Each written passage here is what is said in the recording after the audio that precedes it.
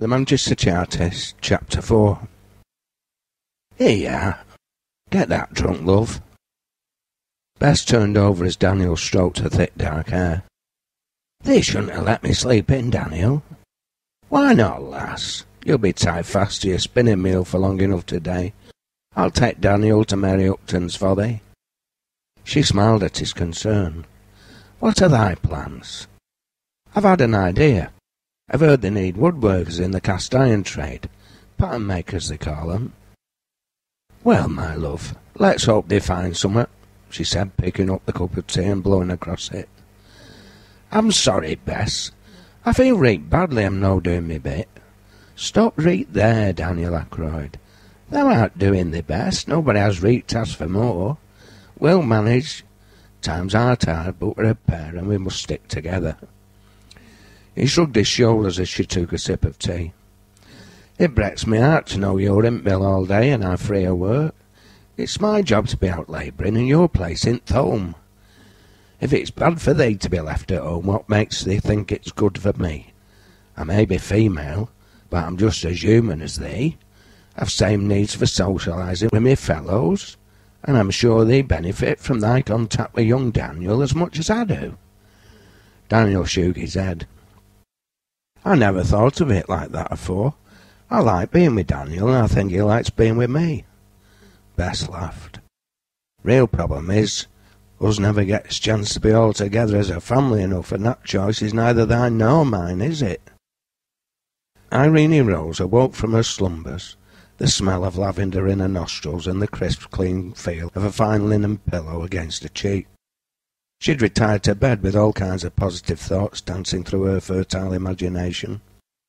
Her father's discussion with, or rather lecture to, Nathaniel West had not only pleasantly surprised her, but stimulated her own ideas and begun to clarify her ambitions. Ever since her mother's death 6 years before, when she just turned 13, her father had seemed to come to rely on her to take her mother's place in their home generally, and when entertaining guests in particular.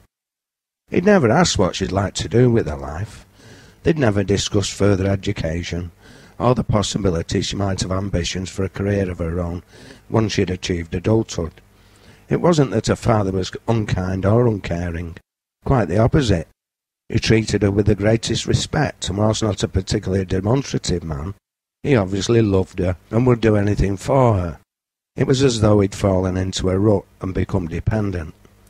This situation hadn't worried Irene Rose at first, but as she became older she questioned her role in life. She was an intelligent, naturally inquisitive and caring person. She'd come into contact with Bess Ackroyd shortly after Bess had started employment. Since then their paths had crossed on a number of occasions, and the more they had, the more Irene Rose had become interested in Bess and the quite different life she led. Over time they'd established a friendship. It wasn't a friendship of equals at first. They came from quite distinct and separate classes. The curious thing about their relationship from Irene Rose's point of view was that Bess, not only from an inferior class, but the younger of the two by a year, seemed to be much more knowledgeable. Moreover, this knowledge wasn't so much about basic things, shall we say the cruder aspects of life. It was about the higher planes, art, politics, science and philosophy. It wasn't as though Irene Rose was ignorant. She'd enjoyed a good basic education through personal tutors. She had a questing mind and enjoyed reading, an enjoyment by no means compromised by a lack of materials. Her father was not only a practical man but an enlightened one, who delighted in keeping up the latest scientific and artistic achievements. He had an extensive and catholic library, covering a wide range of subject matter. Nonetheless, she had to admit Bess was not only more knowledgeable, but articulate and expert at communicating her thoughts to others. In the natural order of things, one would have expected Irene Rose to be the source of enlightenment for Bess, whereas in reality the exact opposite was the case. Irene Rose's mind thrived as a result of her contact and conversations with the cotton spinner, who sparked her imagination and encouraged her to think the unthinkable. She come to not only respect her working-class mentor, but to love her, in the sense she'd do anything to defend, assist and further her interest. Perhaps more importantly, her father's performance the night before had provoked her thoughts in such a way that the germ of an idea as to how to best further those interests began developing in her mind.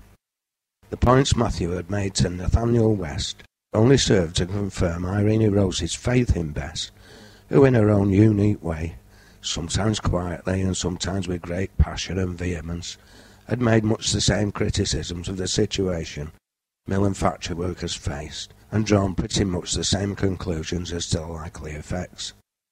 She climbed out of bed, quickly dressed and made her way downstairs, determined to put her ideas to the test. Mary Upton looked up as Daniel entered her kitchen with young Daniel in his arms. "Is Bess no well?" she asked. "Bess is already in mill," he replied with a smile. "Sit this helm down, lad. This tea and pot." "Aye, all right, love, then I'm off to see work." Mary generally looked after 5 of the mill workers' children, all of whom she'd helped deliver. Her ivy-clad cottage and long barn stood on the northern edge of Ancoats, in easy reach of the Gibraltar mill, and she was one of the area's local characters. Her father, John Failsworth, and his father before him, Adam, had been weavers. When her grandfather started, he rented the cottage Mary now lived in, the barn attached to it, and a couple of acres of land, having moved into the area in the year of 1751. Before the powered machine age, weavers had a reasonable life. Adam Failsworth bought wool, most of which came from nearby Saddleworth in the West Riding of Yorkshire, which was then carded and spun by his wife and daughters, ready to be woven by himself. His income provided a decent standard of living for himself and his family. A steady home market for his cloth existed. The vicious competition that had risen from the later conquest of foreign markets by the mechanised water and steam-powered textile industry did not exist. Furthermore, it was a slowly growing market, keeping pace with the equally slow growth of population. In their leisure hours, of which there was no great shortage, Adam and his family cultivated their small plot of land, and whilst it wasn't the best soil, they grew sufficient vegetables to supplement the family diet. They kept a few chickens, which provided them with eggs, and had recourse to fresh milk and the provision of cheese and bacon from their farming neighbours. Their life, whatever its limitations, was far superior to that of the proletarian weavers of the factory age, with time to engage in sports and other pursuits. Like Mary, Adam's wife had been a midwife, and this had a lasting impact on the families, and in particular Mary Upton's fortunes. Emily Failsworth had attended the birth of the local squire's first son. The birth was a difficult one. Indeed, the physician employed by the squire made it clear he had to choose between the survival of his baby and that of his wife. Emily was having none of it, intervened and delivered the son safely and saved the mother's life. The squire, in his gratitude, had made over the cottage and barn to Adam, along with the 2 acres of land. Mary, an only child, had eventually inherited the property from her father. By then the rural landscape surrounding the small holding had long disappeared, and it was surrounded by a myriad of mills, their tall, slender chimneys belching sulphurous smoke fumes into the atmosphere, with the waters of the Rochdale Canal forming the boundary on its eastern flank. South-east Lancashire's population had increased tenfold in the intervening years, and that of Manchester probably more. Mary's barn had ceased to be used for weaving on her husband's death. Weavers were once part of the aristocracy of free independent labour. By 1838, handloom weavers' earnings were reduced to just over 2/3 of a female cotton spinner's wage, their income cut to 9 or maybe 11 shillings a week at the most, if they were fast and lucky, and for that they had to work a 14-hour day. Hargreaves, the inventor of the spinning jenny, had been a weaver, but mention his name, and most weavers would want to spit on him. Daniel had finished his tea and taken his leave of Mary when he met Irene Rose in the street. "Morning, Miss Rose," he said, touching the peak of his cap. "Good morning, Daniel. Are you well?" "I am well, but I'll be better when I find work." "Well, I hope you do, Daniel." She bid him good luck and hurried on to Mary's.